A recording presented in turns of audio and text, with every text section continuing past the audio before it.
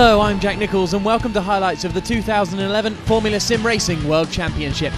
Round 10 of the championship is the Grand Prix of Germany, this year taking place at the Nürburg ring.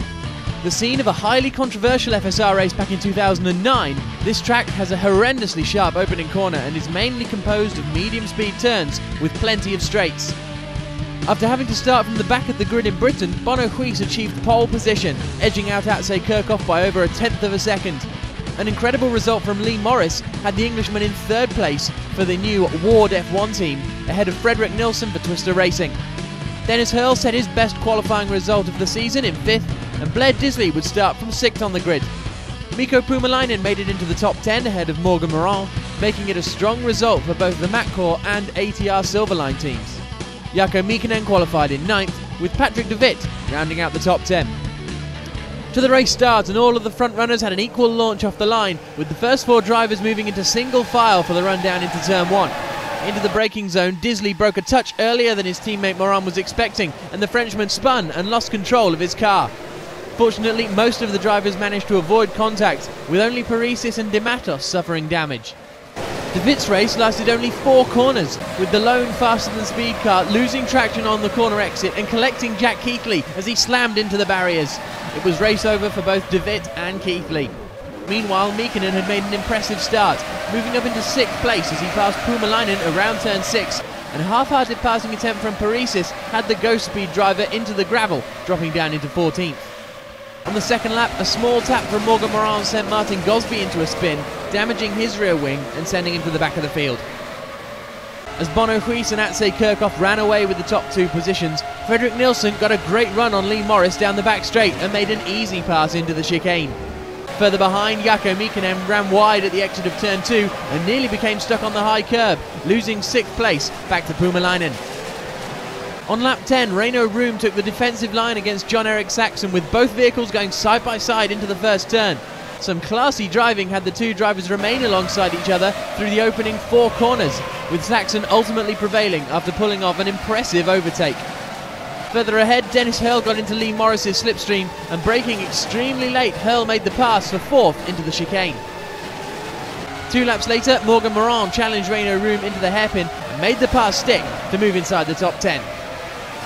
In the race lead, Bono Huis seemed to be evenly paced with Atsej Kirchhoff in 2nd, but with a small gap between the 2 drivers, Kirchhoff had no opportunity to pass. Fredrik Nilsson continued in 3rd place, unable to catch his teammate, and Dennis Hurl remained in 4th position. In 5th, it was becoming apparent that Lee Morris's surprising qualifying performance was in part due to his soft tyre selection, and with the tyres graining, he was coming under all sorts of pressure from Mikko Puumalainen. In 8th, Jarkko Miekkinen was struggling to fend off Blair Disley, and eventually he succumbed to the pressure, with Disley passing him around the outside. Jon-Erik Saxon was close behind in 9th, and Morgan Moran lost his 10th place after a spin dropped him back down behind Reino Room and Mohammed Patel. Further behind, De Matos, Gosby and Paresis were struggling on with damaged cars, and Tony Heikkinen remained in the final position.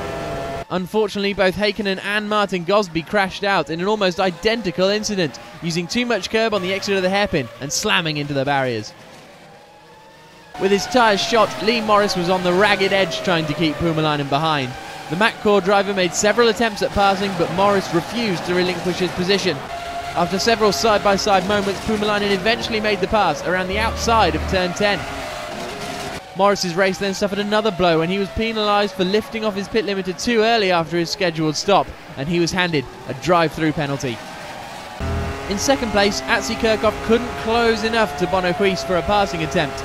With a pit stop being potentially his only opportunity, Kirchhoff decided to pit first, but on his in-lap a small mistake into the chicane cost him a couple of seconds, and he lost any chance of leapfrogging the race leader.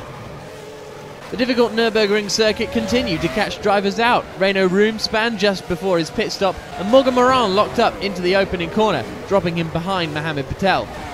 Moran didn't waste any time retaking the position, making a pass later on in the lap. After serving his drive-through penalty, Lee Morris was now in 12th place, just behind Patel.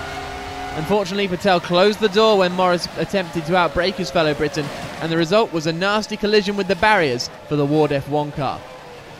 Having yet to make his pit stop, Dennis Hurl was in the race lead, and when Bono Huis caught up to the back of his unofficial teammate, Hurl lifted off the throttle to avoid holding up Huis. However, Adsej Kirchhoff would have to fight his way around the Matcord driver, and he lost valuable seconds trying to find a way past Hurl. After 2 laps, Kirchhoff eventually made a pass stick. On lap 39, Morgan Moran had yet another spin, only this time it would prove to be terminal, the ATR Silverline car becoming beached in the gravel trap. Renault Room also had another off-track excursion, breaking his front wing and being forced to make a second stop. As the race drew to a close, Kirchhoff seemed to be slightly faster than Kuijs, but with the lap counter running down, he couldn't close the gap quick enough. Having been beaten by Kirchhoff in the previous round, Bono Kuijs reasserted his dominance, winning the German Grand Prix by 2.5 seconds from Adsej Kirchhoff and taking his 18th World Championship victory. Rounding off the podium, Frederik Nielsen finished a very lonely and uneventful race in 3rd place.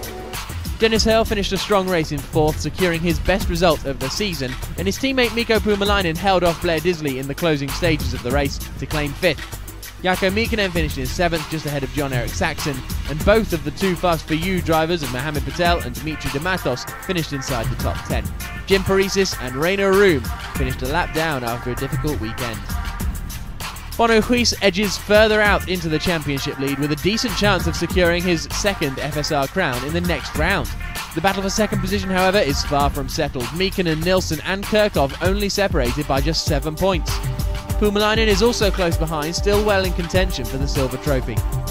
Disley's result has cemented his position in the top 10, and Jon-Erik Saxon's consistency has the Finn holding on to a solid 8th place. Dennis Hurl is now back inside the top 10 after his 4th place finish today. There's been no change in the order of the teams in the Constructors' table.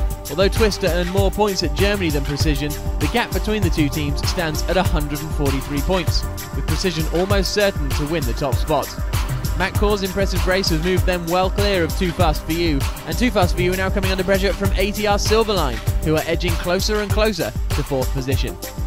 The next round will be the Hungarian Grand Prix, and you can watch that race live as it happens. Simply go to www.psrtv.com on the 21st of August at 5:30 PM GMT. We hope you've enjoyed today's highlights. I'm Jack Nichols, and we'll see you next week for round 11 of the 2011 Formula Sim Racing World Championship.